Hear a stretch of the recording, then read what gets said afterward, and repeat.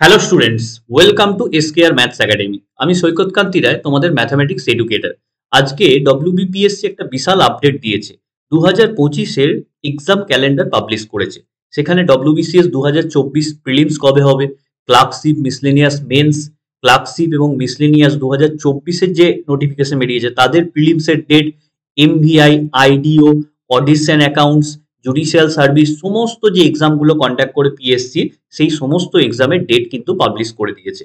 তাহলে 2025 সালটা কিন্তু তোমাদের কম্পিটিটিভের যে অ্যাসপিরেন্টরা আছো তাদের জন্য একটা বিরাট গুরুত্বপূর্ণ সাল হতে চলেছে। অনেকগুলো এক্সাম আছে, ঠিক স্ট্র্যাটেজি মেনে যদি পড়াশোনা করো তাহলে কিন্তু অনেকগুলো এক্সাম ক্লিয়ার করতে পারবে।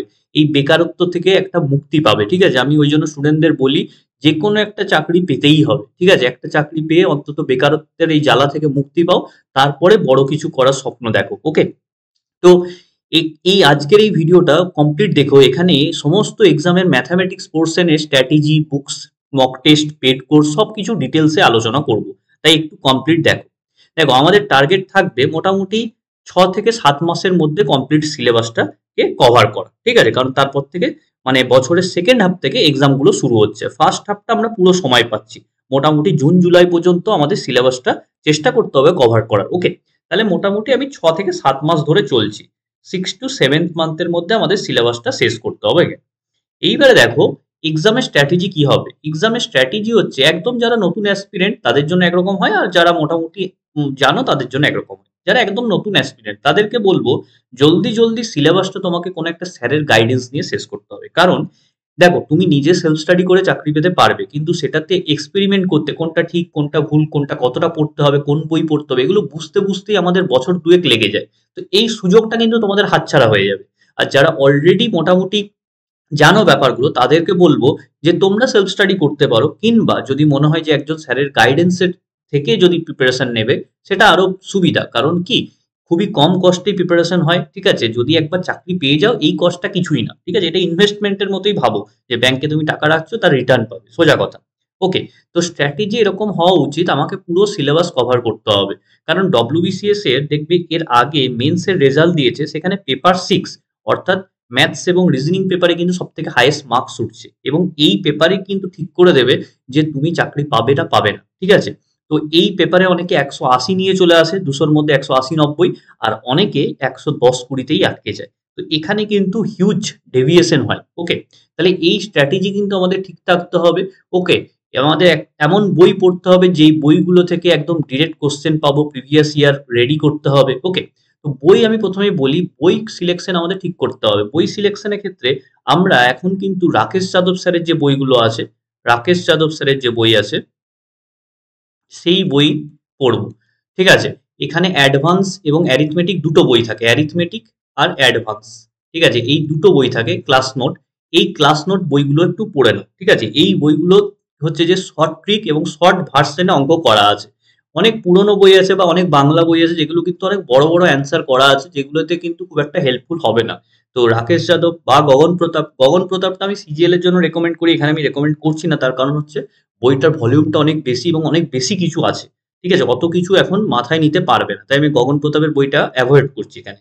সব থেকে ভালো হয় রাকেশ যাদব স্যারের যে বইটা আছে এই বইটা তোমরা ফলো করো। ওকে, দেখো এটা গেল আমাদের বুকস এর ব্যাপারে। এবার প্র্যাকটিস কোত্থেকে করবে, প্র্যাকটিস কোত্থেকে করবে। প্র্যাকটিস দেখো, তোমরা অনলাইনে মক টেস্ট দিতে পারো। ঠিক আছে, অনলাইনে বিভিন্ন প্ল্যাটফর্ম আছে, সেখানে তোমরা মক দিতে পারো, কিছু ফ্রি সেশন আছে সেগুলো দিতে পারো।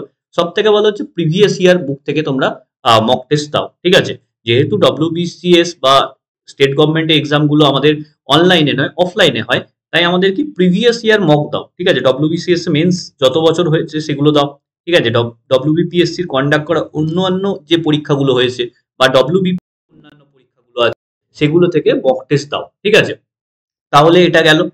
তার সঙ্গে সঙ্গে আর একটু বেটার লেভেলে যদি তোমরা প্র্যাকটিস করতে চাও, তাহলে পিনাকেল যে পাবলিকেশনের বই আছে, পিনাকেল পাবলিকেশনের এসএসসি এর বই আছে, রেলওয়ে বই আছে, এগুলো থেকে প্র্যাকটিস করতে পারো। প্রচুর অঙ্ক আছে, প্রচুর অঙ্ক করে শেষ করতে পারবে না। প্র্যাকটিসের জন্য খুব ভালো পিনাকেলে এসএসসি কিংবা রেলওয়ে বইটা। ওকে, সেটা হচ্ছে তোমরা এখান থেকে মক টেস্ট দিতে পারো। তাহলে স্ট্র্যাটেজি বললাম, বুকস বললাম, মক টেস্ট বললাম, এবার আসা যাক পেড কোর্সে। ঠিক আছে, পেড কোর্স অনেক স্যারই করেন, তো আমারও পেড কোর্স আছে, অলরেডি শুরু হয়ে গেছে পেড কোর্স। ঠিক আছে, একটা দিন মানে একটা টপিক শেষ হয়েছে, তোমার পার্সেন্টেজ দিয়ে শুরু করেছি, 3-4টে ক্লাস হয়েছে, সেগুলো রেকর্ডেড তোমরা পেয়ে যাবে। ঠিক আছে, রেকর্ডেড লাইভ ক্লাস হয় 2 দিন, মঙ্গল এবং বৃহস্পতি রাত্রি 9টা থেকে। তাই যারা কাজ করো তারাও কিন্তু এই কোর্সে জয়েন করতে পারবে। রাত্রের বেলায় কিন্তু কোর্স আছে, তোমরা লাইভ ক্লাস করতে পারো। যদি লাইভ ক্লাস করতে অসুবিধা থাকে তার রেকর্ডেড ভার্সনও তোমাদেরকে আমি দিয়ে দেবো। ওকে, এই নাম্বারে দেখো 9734732959, এই নাম্বারে তোমরা হোয়াটসঅ্যাপ করবে, ফোন করো না, হোয়াটসঅ্যাপ করবে, আমি সমস্ত ডিটেলস কিন্তু বলে দেবো।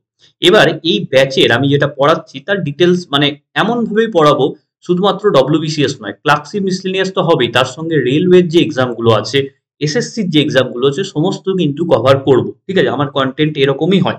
তুমি ইউটিউবে দেখবে আমার প্রচুর কন্টেন্ট দেওয়া আছে, কন্টেন্টের লেভেল দেখবে। ঠিক আছে, যে কোনো এক্সাম তুমি এসএসসি সিজিএল দাও কিংবা রেলওয়ে এনটিপিসি দাও, সমস্ত এক্সাম কিন্তু একেবারেই আমি শেষ করবো সিলেবাসে। ওকে, তো বারবার প্রিপারেশন নেওয়ার কিন্তু কোনো ঝামেলা থাকবে না। তাহলে এই হচ্ছে আজকের এই পুরো ভিডিওটা।